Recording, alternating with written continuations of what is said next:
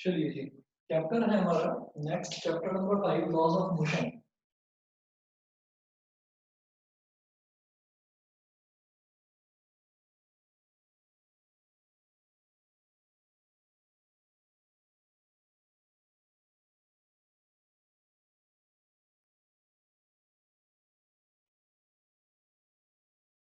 Laws of motion. तो laws of motion में आप लोगों को अगर नाइन्थ का थोड़ा बहुत ध्यान हो तो लॉज ऑफ मोशन में कितने लॉज होते थे, कुछ याद है? Yes sir, 3 law. तीन लॉ होते थे। पहला लॉ याद है किसी बच्चे को? इनर्शिया। हाँ, इनर्शिया वाला लॉ याद है, कुछ बताएंगे थोड़ा हाँ बहुत? सर। बताइए। So a body tends to remain in the state of rest or motion unless and until an external unbalanced force is applied. Applied on it, बिल्कुल सही। ये तो हमारा फर्स्ट लॉ है। सेकंड लॉ बताएंगे? Law of momentum. Law of momentum बताओगे क्या होता है? नहीं? नहीं पता। That the momentum of a body is directly proportional to the product of force and नहीं नहीं, mass दो and चीजें मिक्स velocity. कर दी। दो चीजें मिक्स कर दी हैं। इसमें ये होता है कि momentum of a body remains constant through out a motion. वो कांस्टेंट रहता है मोमेंटम, और उसी को हम बोलते हैं law of Law of conservation of linear conservation. Momentum. ठीक है। तो थर्ड लॉ तो खैर सब बच्चों को आपको पता ही होगा। चलिए जी, तो सबसे पहले मैं ये बात करता हूँ कि लॉज ऑफ मोशन में सबसे पहले हम ये देखेंगे कि किसी भी बॉडी में मोशन आता कब है। किसी भी बॉडी में मोशन तब आता है जब हम उस पर कोई ना कोई फोर्स लगाएंगे। ठीक है। तो सबसे पहले बात करेंगे ये फोर्स क्या होती है। हम ये बोलेंगे अ पुश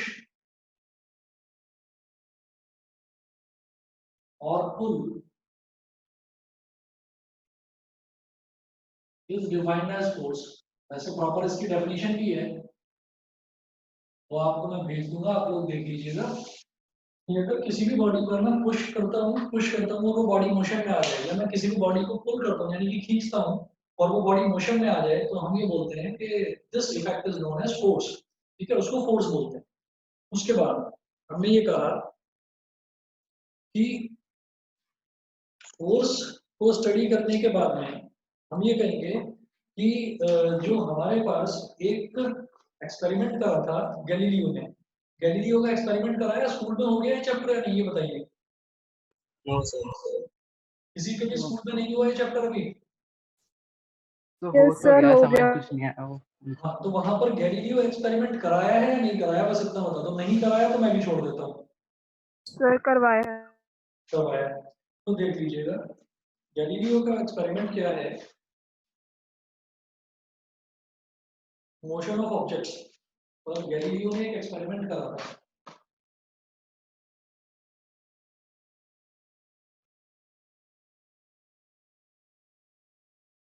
गैलीलियो एक साइंटिस्ट था, उसने एक्सपेरिमेंट क्या करा था, मैं आपको पहले पढ़कर बता देता हूँ। इसमें ये था कि Galileo asserted that objects move with constant speed when no external forces act on them. Galileo ने बोला कि जितने भी ऑब्जेक्ट्स हैं सारे के सारे कांस्टेंट फोर्स से ही चलते रहते हैं जब तक कोई एक्सटर्नल फोर्स ना लगाई जाए। ठीक है। He arrived at some conclusions। तो उसने कुछ कंक्लूजन निकाले। उसने ये कहा कि he first studied the motion of objects on an inclined plane। उसने inclined plane पर ऑब्जेक्ट्स का मोशन स्टडी करा। कैसे? उसने कहा कि एक प्लेन को मैं थोड़ा सा इंक्लाइन कर देता हूँ। तो इंक्लाइन दो तरीके से करा उसने। ठीक है।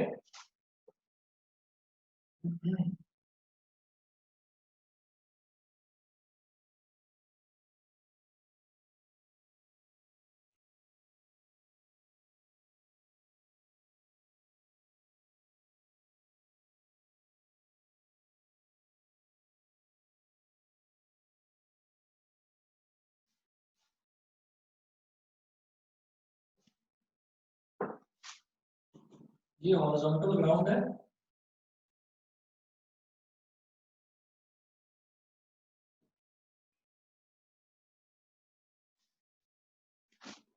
एक तो ये करा इसने, इसको बोलेंगे डाउनवर्ड स्लोप। ये नीचे ऐसे स्लोप है, इसको मैं बोलूंगा डाउनवर्ड स्लोप।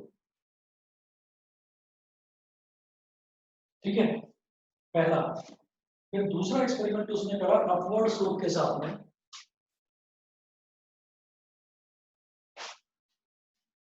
उसने 3 अलग अलग केसेस लिए थे, डाउनवर्ड स्लोप लिया, अपवर्ड स्लोप लिया।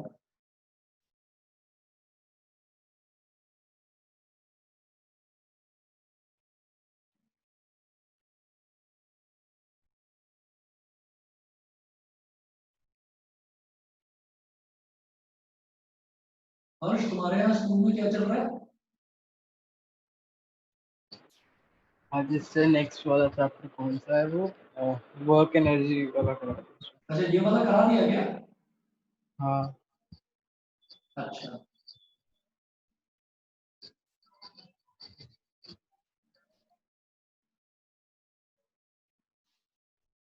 ये हो गया अपवर्ड स्लोप। डाउनवर्ड स्लोप हो गया, ये वाला हो गया अपवर्ड स्लोप।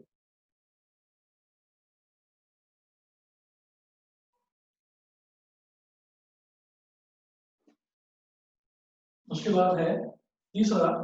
तीसरा केस उसने बताया कि no slope.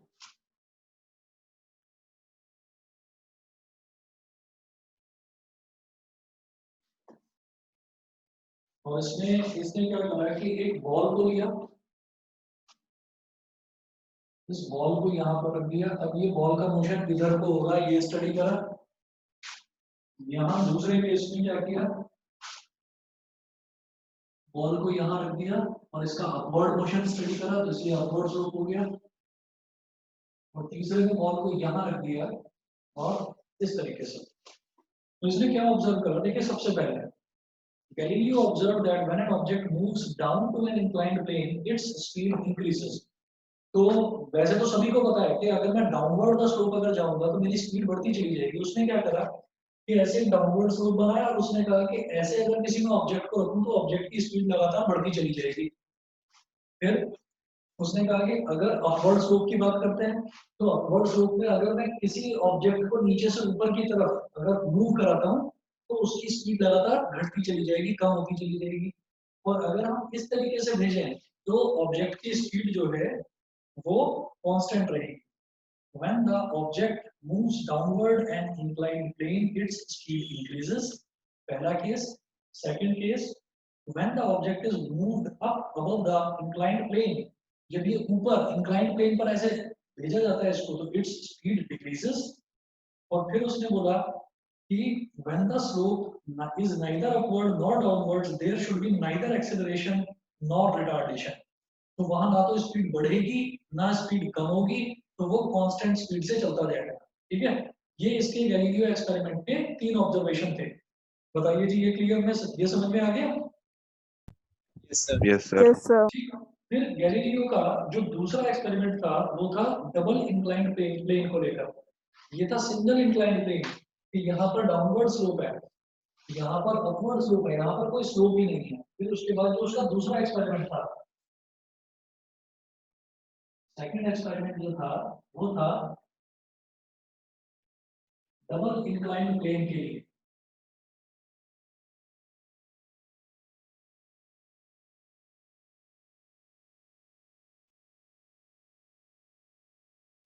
Double inclined plane के लिए, तो डबल इंक्लाइंड प्लेन के लिए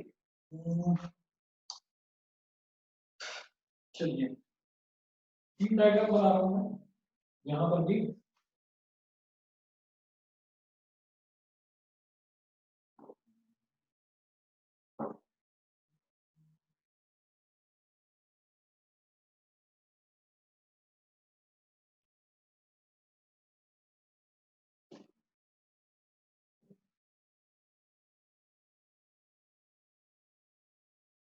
पहला केस, इसी तरीके से दूसरा केस देखेंगे।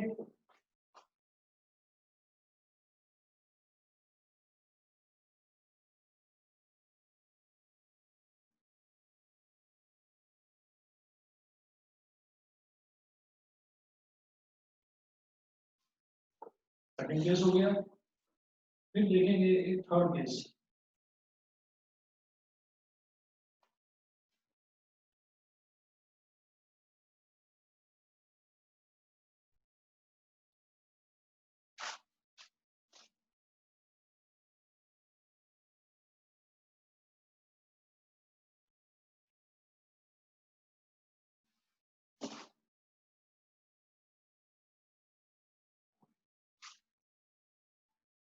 बॉल यहाँ पर है इनिशियली और ये ऐसे ट्रैवल करेगी, ऐसे ट्रैवल करते हुए इस तरह से जाएगी और फिर ऐसे ऊपर भी उठेगी। इसको बोल दिया इनिशियल पोजीशन और इस वाले को बोल दिया बेटा फाइनल पोजीशन। दिखाई दे रहा है इनिशियल पोजीशन और इधर लिखा हुआ है फाइनल पोजीशन। इसी तरह से यहाँ पर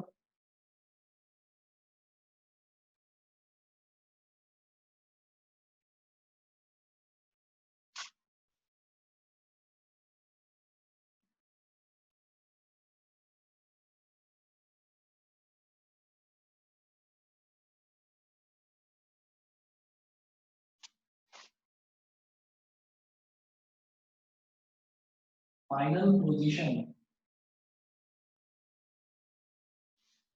इनिशियल पोजीशन और फाइनल पोजीशन।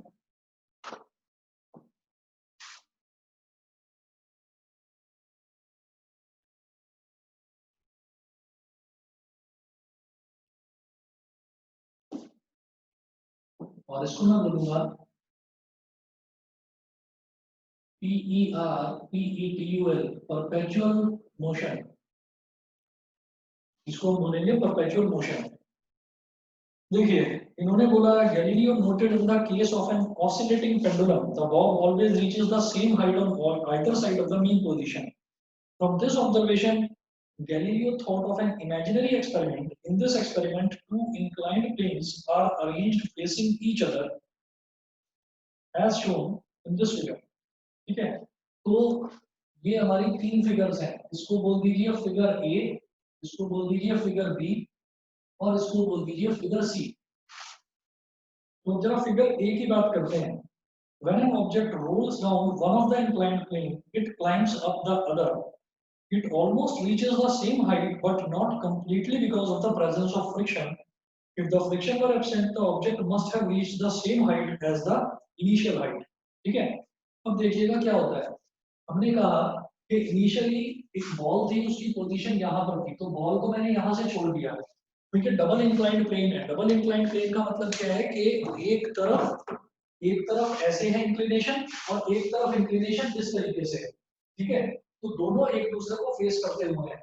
यहाँ से बॉल को अगर मैंने ऐसे ड्रॉप करा तो it will roll down this plane, यहाँ से नीचे जाएगा, फिर बॉल ऐसे मूव करेगा, ऐसे मूव करने के बाद भी ऊपर उठेगा क्योंकि अब इसके अंदर कुछ इसकी फाइनल वेलोसिटी बढ़ चुकी है, क्योंकि ऊपर से नीचे ऐसे आया था इस वजह से इसकी स्पीड बढ़ चुकी है। तो अब आप ये देखिएगा कि अगर फ्रिक्शन है तो अगर मैंने इसको किसी हाइट से छोड़ा है यहाँ पर तो ये उतनी ही हाइट तक यहाँ पर नहीं पहुंचेगा, उससे थोड़ी कम हाइट तक पहुंचेगा क्योंकि फ्रिक्शन इसके मोशन को अपोज करेगा, फ्रिक्शन इसको इसकी स्पीड को थोड़ा कम कर देगा, तो ये वहां तक नहीं पहुंच पाएगा ऊपर तक। ठीक है, लेकिन अगर फ्रिक्शन नहीं है तो गैलीलियो एक्सप्लेन्ड दैट कि जितनी हाइट से मैंने इसको छोड़ा है ये यहाँ पर आने के बाद में उतनी ही हाइट तक ऊपर जाएगा। पहला पॉइंट क्लियर है? Yes, sir. ठीक है, उसके बाद उसने दूसरा पॉइंट बताया when the slope of the upward inclined plane is decreased the object has to travel a longer distance to reach the maximum height. The more we decrease the slope of the upward inclined plane, the longer would be the distance that the object is needed to travel to reach the same height. ठीक है, तो इसका मतलब क्या होता है कि अब दूसरे वाले केस में देखिए, दूसरे वाले केस में हमने क्या करा कि हमने इसका स्लोप थोड़ा सा, देखो यहाँ पर ऐसा था और यहाँ पर थोड़ा सा हमने डिक्रीज कर दिया है। ठीक है, और ये वाला मैं उतना सही नहीं बना पाया हूँ, इसमें हमें क्या करना था, इसमें हमें क्या करना था, ये हटा, मैं एक बार दोबारा बना देता हूँ। इसका स्लोप मतलब मैंने थोड़ा सा इसको, पहले ये ऐसे था, मैंने थोड़ा इसको ऐसे कर दिया, थोड़ा इसको लिटा दिया, थोड़ा स्लोप इसका कम कर दिया है। तो कम कर दिया है तो अब इसको सेम हाइट तक पहुंचने के लिए थोड़ा लंबा डिस्टेंस ट्रेवल करना पड़ेगा। ठीक है, लंबा डिस्टेंस इन द सेंस कि अब मैंने इसका यहाँ पर स्लोप कम करा है तो यहाँ वाला जो डिस्टेंस है ये भी थोड़ा सा बढ़ जाएगा। समझ गए? यहाँ पर देखिए इसने कम डिस्टेंस ट्रेवल करा था, सेम हाइट तक पहुंचने के लिए, लेकिन यहाँ सेम हाइट तक पहुंचने के लिए उसको ज्यादा डिस्टेंस ट्रेवल करना पड़ेगा। ये चीज समझ गए कि जब उसका स्लोप घटाया जाएगा, सर? स्लोप, हाँ जी बताइए। इसमें क्या दूसरे वाले में जो सेकंड स्लोप है वो ज्यादा इंक्लाइंड होगा राइट साइड की तरफ? हाँ, ये राइट साइड की तरफ थोड़ा ज्यादा झुका हुआ होगा, और जब ज्यादा झुका हुआ होगा तो सेम हाइट तक पहुंचने के लिए ज्यादा डिस्टेंस ट्रेवल करना पड़ेगा उसको। ठीक है, नहीं समझ में आया? दोबारा बताओ। नहीं सर, आ गया। बताइए, अनुभव क्लियर है? Yes sir. Anurag, Anurag, Harsh, Yes, sir. Yes, sir. ठीक है। अभी Yes, sir. देखिए, ओके बेटा, ओके। अब देखिएगा, ये दूसरा हो गया। फिर थर्ड केस क्या था? From these two observations, Galileo argued that if the second plane is made horizontal, अगर इधर का जो सेकंड प्लेन है वो ऐसा था, इसको अगर हॉरिजॉन्टल कर दिया जाए, ठीक है, the object will have to travel an infinite distance to reach the same height. This is possible only if the object moves forever with uniform velocity on the horizontal surface. ठीक है, इसका मतलब क्या है? देखो यहाँ पर क्या है कि यहाँ पर ये हाइट है कि ऑब्जेक्ट को, अगर ये वाला जो है, ये वाला जो इधर वाला जो प्लेन था जो ऐसे था, अगर उसको ऐसे हॉरिजॉन्टली कर दिया जाए तो ये क्या सेम हाइट पर पहुंच पाएगी बॉल? ये बताओ मेरे को, बताइए। अगर इधर वाले को फ्लैट कर दिया जाए तो क्या बॉल सेम हाइट पर पहुंच पाएगी या नहीं पहुंच पाएगी? नहीं पहुंच पाएगी। वो कभी नहीं पहुंच पाएगी। तो इसलिए उन्होंने क्या बोल दिया, गैलीलियो ने ये बोला कि वो इनफाइनाइट डिस्टेंस तक ट्रैवल करती रहेगी सेम हाइट तक पहुंचने के लिए। ठीक है, सेम हाइट तक पहुंचने के लिए इनफाइनाइट डिस्टेंस तक ट्रैवल करती रहेगी, और जब तक सेम हाइट पर नहीं पहुंचेगी तब तक forever it will continue travelling, मतलब वो लगातार चलती रहेगी। तो ये जो एक्सपेरिमेंट था, ये एक्सपेरिमेंट था आपका इमेजिनरी एक्सपेरिमेंट, बुक में मेंशन है ये स्पेशली कि ये इमेजिनरी एक्सपेरिमेंट था। अब जरा देखिएगा, हमने ये कहा कि उसको सेम हाइट पर पहुंचने के लिए यहाँ पर ये हाइट थी और यहाँ पर ये हाइट थी, तो यहाँ से लेकर और यहाँ तक इसको डिस्टेंस कितना ट्रैवल करना पड़ा सेम हाइट पर पहुंचने के लिए, मतलब जो वो ऊपर पहुंची। अच्छा, अब यहाँ देखिए, यहाँ इसकी हाइट ये थी, मैंने स्लोप घटा दिया है, तो अब सेम हाइट तक पहुंचने के लिए ये वाला डिस्टेंस आप देख रहे हैं थोड़ा सा बढ़ गया, ये कम था, ये थोड़ा सा ज्यादा था, तो ये डिस्टेंस बढ़ गया। इसी तरीके से पहले स्लोप इतना था, फिर थोड़ा स्लोप और कम हो गया, और फिर हमने क्या करा, हमने इसको हॉरिजॉन्टली कर दिया। तो हॉरिजॉन्टल में ये है कि वो इनफाइनाइट डिस्टेंस पर तक चलती रहेगी सेम हाइट पर पहुंचने के लिए। तो इनफाइनाइट बोलकर हमने अपना काम खत्म कर दिया कि इनफाइनाइट का मतलब क्या है, कि इनफाइनाइट का मतलब होता है जो कभी खत्म ही ना हो, अनंत, है ना, कि वो अनंत टाइम तक चलती रहेगी और तब जाकर कभी सेम हाइट पर पहुंचेगी। अब वो जो इनफाइनाइट डिस्टेंस है और वो जो इनफाइनाइट टाइम है, वो ना तो मैंने देखा, ना गैलीलियो ने देखा, ना आपने देखा, तो इसीलिए इसको बोल दिया गया कि this is an imaginary experiment, imaginary experiment है। ठीक है, समझ में आ गया सबको? Yes sir. ठीक है, इसके बाद बेटा अगला जो टॉपिक है, अगला टॉपिक है इनर्शिया।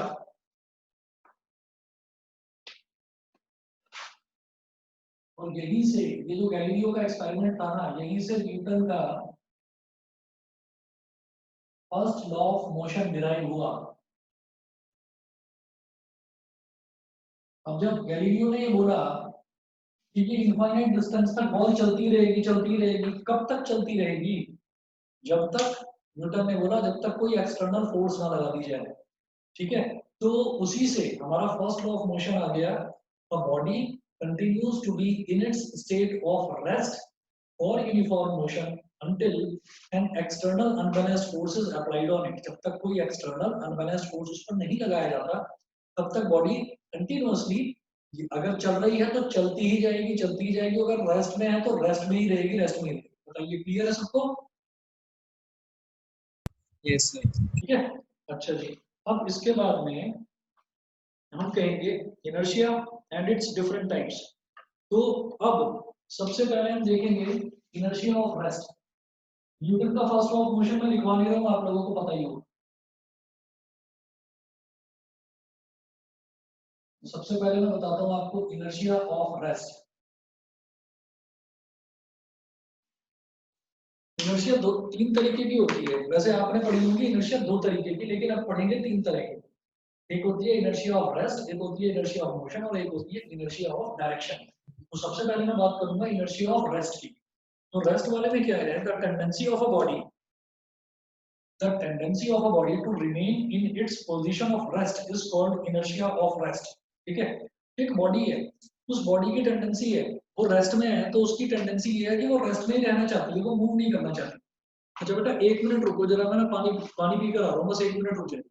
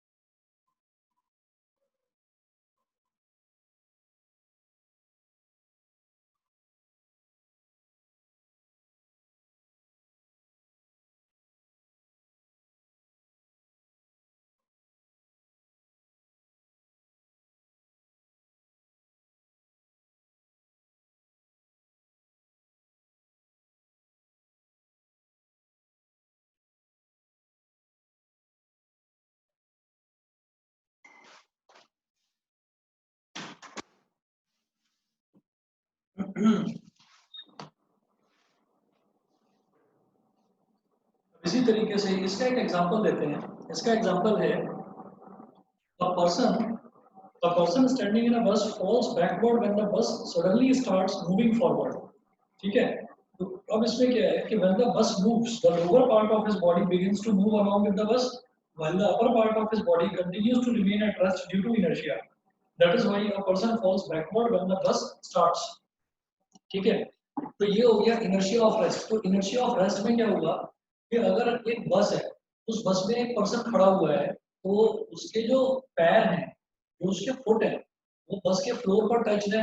अब बस ने एकदम से झटके से चलना शुरू करा, तो जैसे ही बस ने चलना शुरू करा तो ये होता है कि उसके जो लेग्स हैं, उसके लेग्स एकदम से मोशन में आ गए, लेकिन जो उसकी अपर बॉडी है, अपर बॉडी रेडी नहीं थी इस चीज के लिए, तो अपर बॉडी रेस्ट में थी, तो अपर बॉडी रेस्ट में ही रहना चाहिए।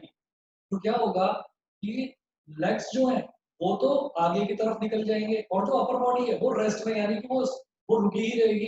तो इसलिए आदमी जो है वो पीछे की तरफ गिरता है। ये समझ में आ गया कि जब भी बस एकदम से झटके से आगे की तरफ चलेगी तो जो लेग्स हैं वो तो एकदम से मोशन में आ जाएंगे, लेकिन जो अपर बॉडी है वो upper body will tend to remain in rest, वो रेस्ट में ही रहना चाहेगी। तो अपर बॉडी पीछे, अपर बॉडी तो यही रह जाएगी, और जो पैर है वो एकदम आगे निकल जाएंगे। तो जब पैर आगे निकल गए तो अपर बॉडी पीछे की तरफ गिरेगी। ये समझ में आया कि नहीं? Yes, sir. ठीक है, तो this is an example of inertia of rest. उसके बाद दूसरा एग्जांपल देखते हैं, वो बिल्कुल इसका अपोजिट है। दूसरा एग्जांपल है inertia of motion. The tendency of a body to remain in its state of uniform motion in a straight line is called inertia of motion. कि अगर कोई बॉडी मोशन में है तो वो मोशन में ही रहना चाहेगी। इसका मतलब क्या है कि बॉडी जो है वो हमेशा मोशन में अगर है तो वो उसकी जो टेंडेंसी है कि मोशन में ही रहेगी। तो अब क्या होता है, अब इसका एक एग्जांपल देखिए। अब हम एक बस में खड़े हुए हैं और हमारा जो फुट है वो डायरेक्टली बस के फ्लोर के कांटेक्ट में है, ठीक है।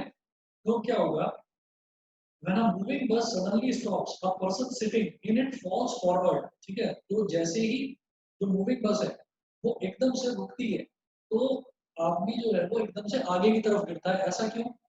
इसका रीजन क्या है? As the bus stops, the lower part of his body comes to rest along with the bus. जो लोअर पार्ट है, यानी कि जो उसके पैर है, वो डायरेक्टली खड़ा हुआ है, वो बस पर एकदम रुका हुआ है, ठीक है। वो बस के साथ में अटैच है, जो उसका लोअर पार्ट है बॉडी का, तो वो तो वहीं के वहीं रहेगा। लेकिन अपर पार्ट जो है उसको तो पता ही नहीं है कि एकदम से ब्रेक लगने वाला है, तो अपर पार्ट मोशन में ही रहना चाहेगा। तो बस तो रुक गई लेकिन अपर पार्ट नहीं रुका, तो इस वजह से आदमी आगे की तरफ गिरता है। ये समझ में आ गया? ये समझ में आ गया? बताइए। Yes, sir. Yes, ठीक है, sir. आर्यन ठीक रहा? आदित्य, दृष्टि, बताइए क्लियर है? Yes, sir. Yes sir. अच्छा, अब इसके बाद देखिए नेक्स्ट जो है, नेक्स्ट है इनर्शिया ऑफ डायरेक्शन। ठीक, तो इनर्शिया ऑफ डायरेक्शन की बात करते हैं। इनर्शिया ऑफ डायरेक्शन में क्या आता है कि अगर कोई भी बॉडी किसी एक पर्टिकुलर डायरेक्शन में मोशन कर रही है तो वो उसी डायरेक्शन में रहना चाहती है, वो अपनी डायरेक्शन भी चेंज नहीं करना चाहती। The inability of a body to change by itself its direction of motion is called inertia of direction. एक बॉडी जो है, बॉडी में इनेबिलिटी होती है कि वो अपने आप अपनी डायरेक्शन ऑफ मोशन को कभी भी चेंज नहीं करती, वो सेम डायरेक्शन में ही रहना चाहती है। तो this is known as inertia of direction. अब इसका भी बहुत अच्छा एग्जांपल है जो आप लोगों ने एक्सपीरियंस किया होगा। क्या? when a bus takes a sharp turn, a person sitting in the bus experiences a force acting away from the center of the curved path due to his tendency to move in the original direction. He has to hold on to a support to prevent himself from staying away in the turning bus. अब क्या होता है कि हम ऐसे बैठे हुए हैं किसी बस में और हम ऐसे ऐसे ऐसे ऐसे एकदम सीधे चलते जा रहे हैं, ठीक है। अब बस अचानक से ऐसे मुड़ जाती है, अचानक से बस लेफ्ट का टर्न लेती है, तो मैं किधर जाऊंगा? ऐसा होता है कि हम तो बस तो जा रही है ऐसे सीधे सीधे, बस सीधे सीधे जा रही है और बस ने एकदम से लेफ्ट टर्न ले लिया, तो इसका मतलब मेरी बॉडी जो है, मेरी बॉडी ने एक टेंडेंसी बना ली कि अब मैं सीधे सीधे सीधे सीधे जाना मेरी बॉडी ने एक्सेप्ट कर लिया है कि मेरी डायरेक्शन ये है, और बस ने एकदम से ऐसे टर्न ले लिया। तो जब बस टर्न लेती है तो हम जिस भी सीट पर बैठे हुए हैं हम उससे बाहर की तरफ गिरते हैं, हम उससे एकदम से बाहर की तरफ गिरते हैं। अगर बस ने ऐसे टर्न ले लिया तो हम इस तरफ गिरेंगे।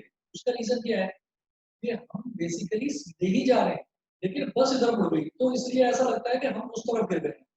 मेरी बात समझ में आ गई? Yes sir.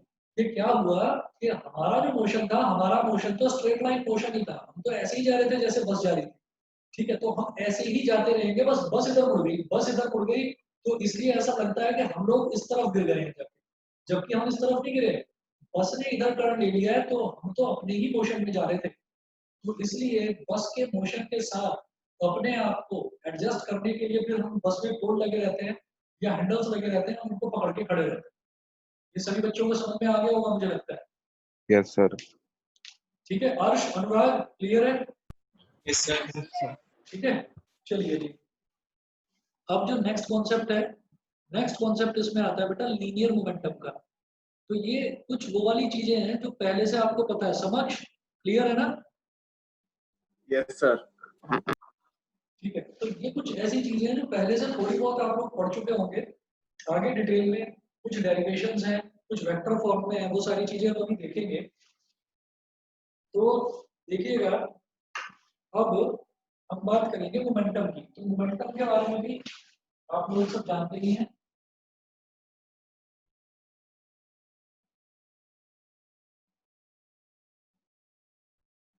और मोमेंटम को अब सिर्फ मोमेंटम ना बोलकर ना लीनियर मोमेंटम बोलेंगे, ठीक है। क्योंकि अब हम दो तरीके के मोमेंटम देखेंगे, एक लीनियर मोमेंटम होगा और सर्कुलर मोशन में आ जाता है एंगुलर मोमेंटम। तो जो हम नॉर्मल मोमेंटम पढ़ के आए हैं उसको अब हम मोमेंटम ना बोलकर बेटा लीनियर मोमेंटम बोलेंगे। और लीनियर मोमेंटम क्या होता है हम जानते हैं, it is the product of mass and velocity. It is the product of mass and velocity और वेक्टर फॉर्म में इसको ये बोलेंगे हम p vector is equal to mass तो एक यूनिवर्सल कांस्टेंट है m p वेक्टर, ये होता है आपका linear momentum, p vector is equal to m into v vector. ठीक। अच्छा, अब इसकी जो यूनिट है, इसकी यूनिट क्या होगी? मास की यूनिट होती है किलोग्राम और kg मीटर पर हम सेकंड। जानते हैं मीटर पर सेकंड। तो मोमेंटम की यूनिट क्या हो जाएगी? किलोग्राम मीटर पर सेकंड, किलोग्राम मीटर पर सेकंड। ठीक है। ये करने के बाद में अब हमें कुछ अलग अलग केसेस देखने हैं लीनियर मोमेंटम के। ठीक है, लीनियर मोमेंटम के अलग अलग केसेस अभी देखेंगे। देखिएगा इसमें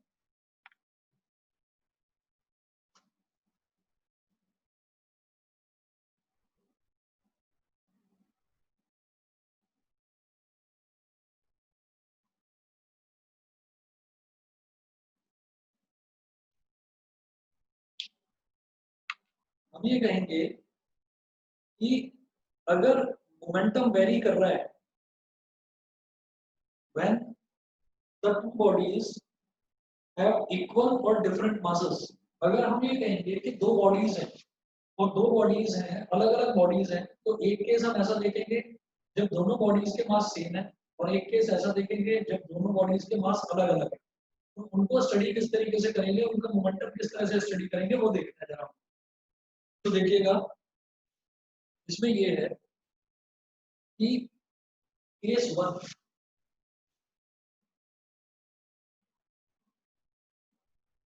when two bodies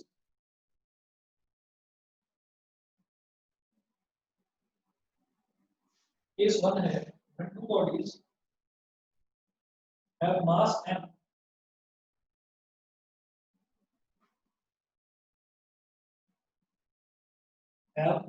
m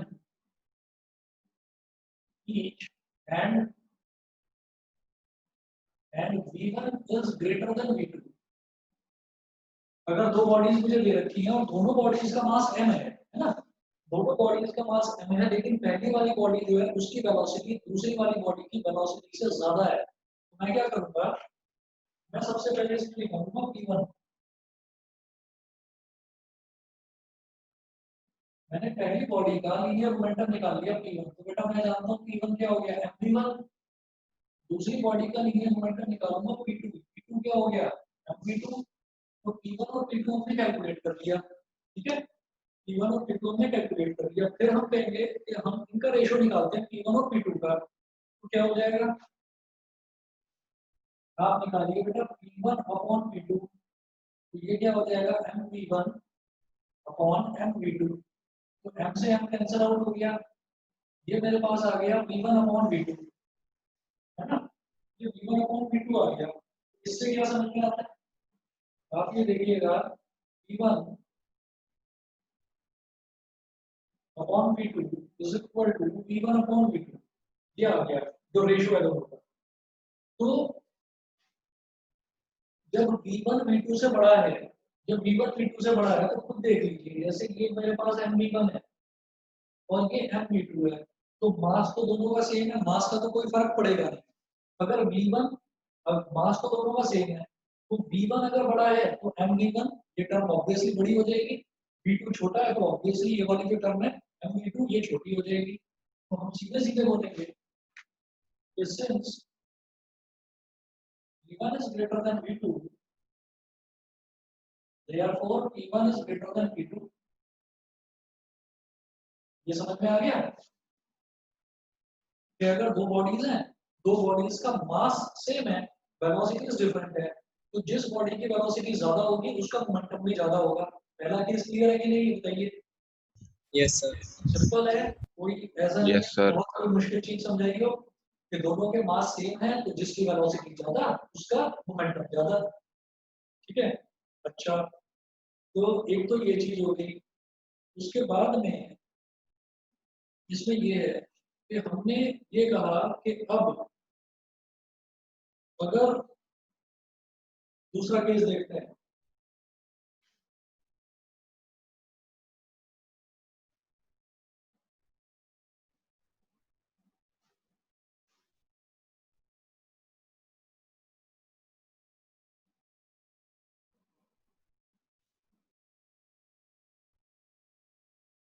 और दूसरे केस में हमें ये देखना है कि भाई अगर एक बॉडी है, अगर हमने बोला कि एक बॉडी है उसका मास है m1, एक बॉडी है उसका मास है m2, अब मास जो है वो डिफरेंट है लेकिन वेलोसिटी सेम है। केस में क्या है, two bodies have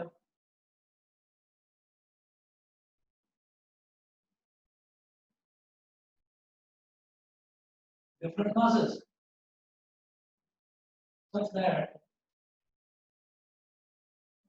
m1 is greater than m2 and same velocity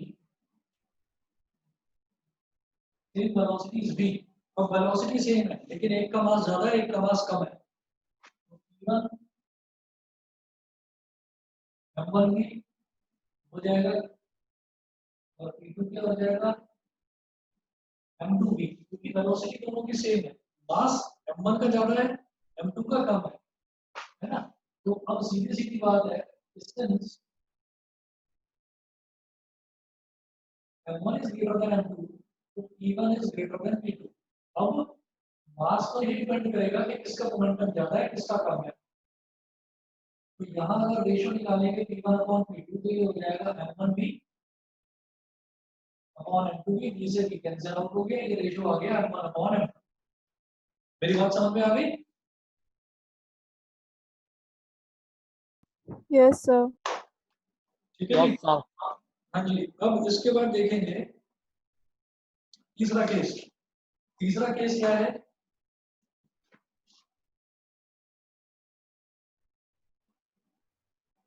case number 3। तो केस नंबर 3 में ये दे रखा है कि अगर दोनों बॉडीज का मोमेंटम वो हमको सेम दे दिया जाए कि अब हमारे पास मोमेंटम सेम है, तो अब क्या होगा,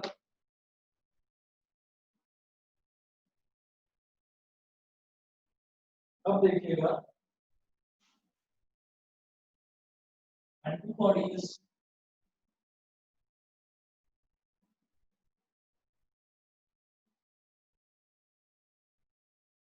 have same momentum। दो बॉडीज दे रखी हैं और दोनों बॉडीज का मोमेंटम सेम दे रखा है। अगर मोमेंटम सेम है तो इसका मतलब क्या है, p1 is equal to p2 है।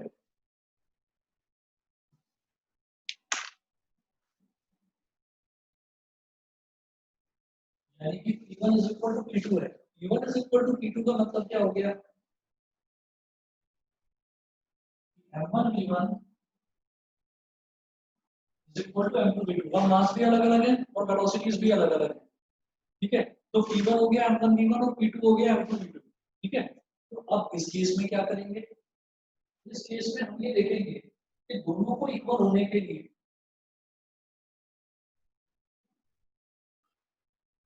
m1 is greater than m2,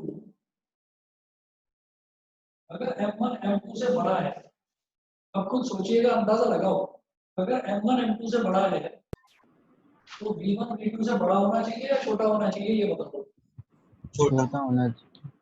छोटा होना चाहिए ना, है ना। अगर m1 m2 से बड़ा है तो v1 को v2 से छोटा ही होना पड़ेगा ताकि दोनों का प्रोडक्ट जो है वो इक्वल रहे, ठीक है।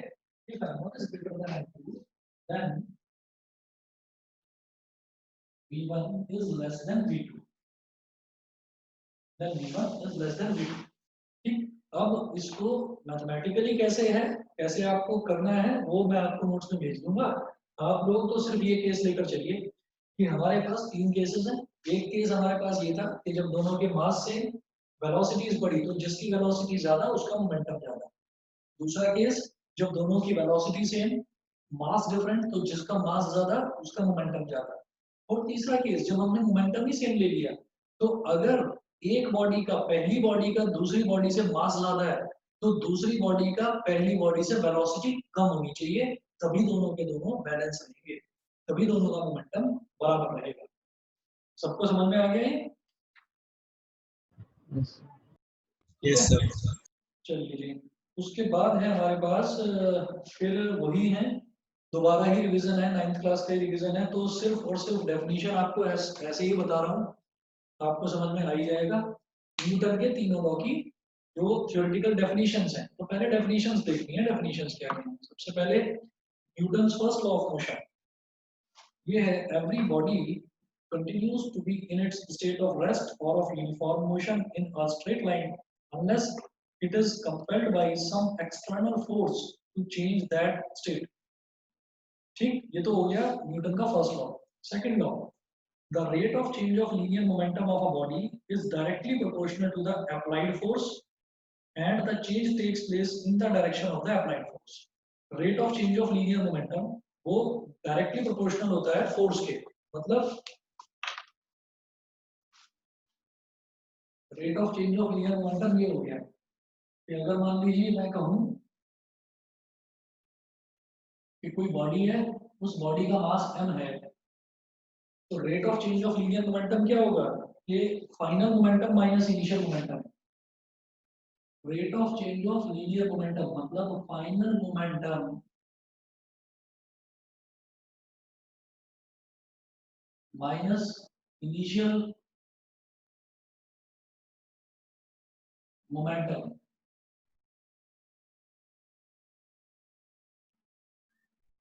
is directly proportional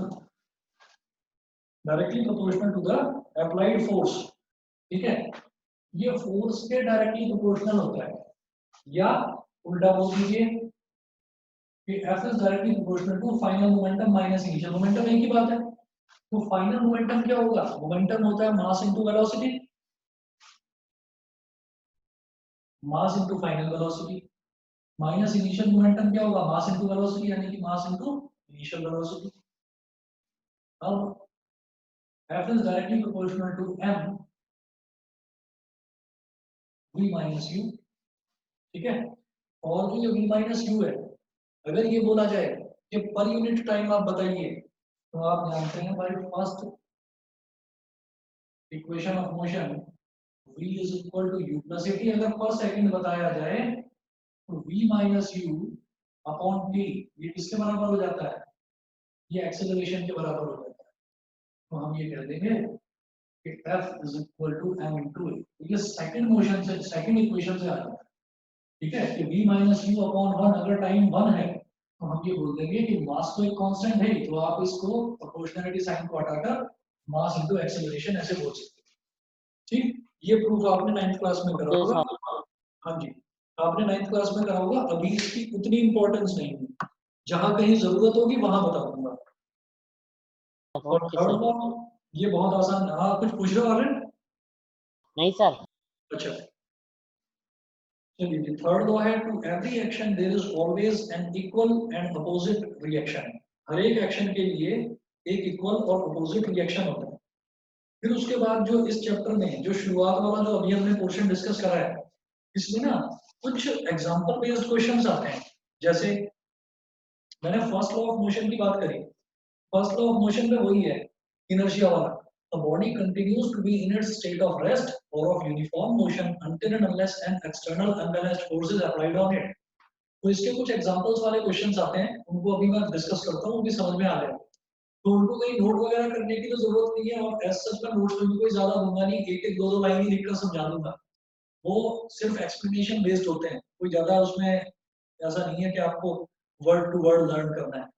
तो देखिएगा, जैसे एक एग्जांपल है, इंटरेस्टिंग एग्जांपल, सारे मजेदार एग्जांपल।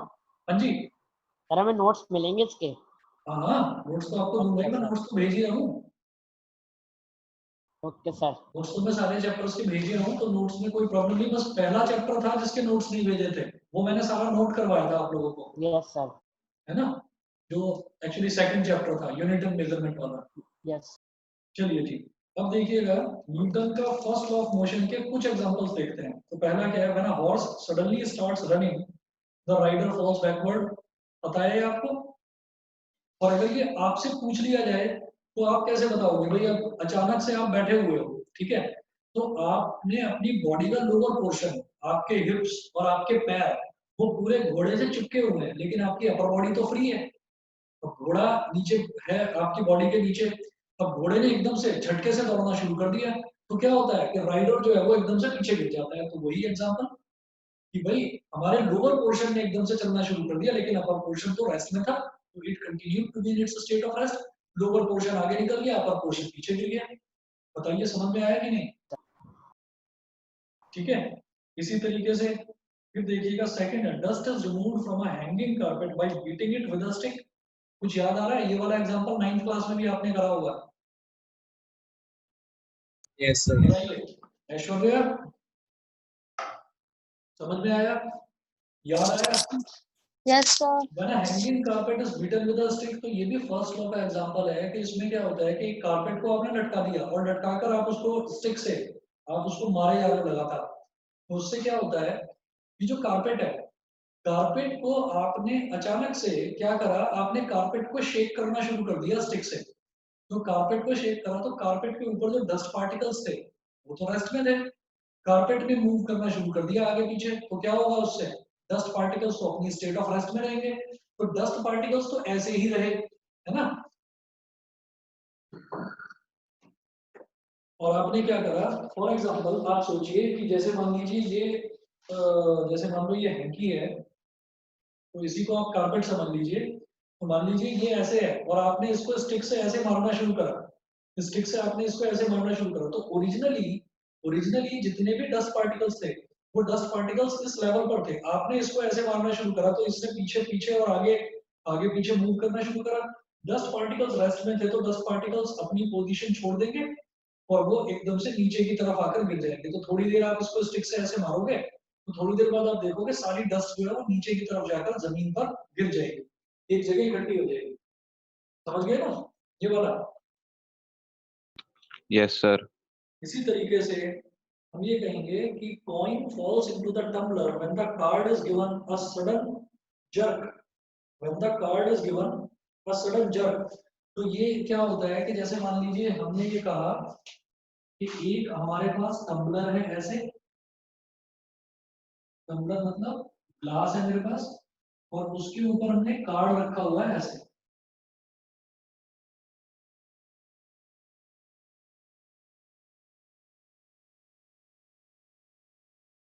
उसके ऊपर हमने कार्ड रखा हुआ है, तो ये नीचे का टम्बलर दिखाई नहीं देगा।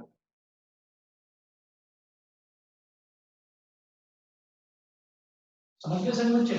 ये कार्ड रखा हुआ है टम्बलर के ऊपर, ठीक है, और इसके ऊपर एक कॉइन रखा हुआ है, ये कॉइन रखा हुआ है। अब अगर एकदम से झटके के साथ हम यहाँ से इस कार्ड को ऐसे मारें तो कार्ड एकदम झटके से निकल जाएगा, बट ये जो कॉइन है हमने कार्ड को मोशन दे दिया, कार्ड को मोशन दे दिया, but coin will continue to be in its state of rest. तो कार्ड एकदम झटके से निकल जाएगा और कॉइन टम्बलर में गिर जाएगा। समझ गए ये वाला एग्जांपल भी? समझ Yes, गए? sir. है ना। तो ऐसे ही मैं लगभग आपको इसमें 5 से 6 एग्जांपल्स मैं आपको भेजूंगा, कुछ इनर्शिया ऑफ रेस्ट के और कुछ इनर्शिया ऑफ मोशन के। तो वो एग्जांपल्स पढ़ना इंटरेस्टिंग है सारे एग्जांपल्स, और उन एग्जांपल्स के बेस पर 1 नंबर का या 2 नंबर, 1-1, 2-2 नंबर के क्वेश्चंस आ जाते हैं। ठीक है, तो एग्जांपल्स को रटने की जरूरत नहीं है, बस आप देखकर बस इतना समझ जाएंगे कि मैं उसमें एक्सप्लेनेशन क्या दूंगा अगर एक्सप्लेन करने के लिए आता है। फॉर एग्जांपल जैसे यही वाला है, तो हमने कहा कि हमने मोशन दिया कार्ड को, but coin continues to be in its state of rest. तो कॉइन रेस्ट में ही था, वो रेस्ट में ही रहा, तो इस वजह से कॉइन नीचे गिर गया, क्योंकि कॉइन के नीचे से अब जो सपोर्ट था वो सपोर्ट रिमूव हो गया, एकदम से वो हट गया झटके के साथ। तो जैसे ही वो हट गया तो कॉइन हवा में रह गया, तो वो एकदम से नीचे गिर गया। समझ गए? Yes sir. ठीक है बेटा, फिर अगला जो है वो नेक्स्ट क्लास में कंटिन्यू करेंगे। ठीक है, थैंक यू सर। चलिए ओके Thank you, sir.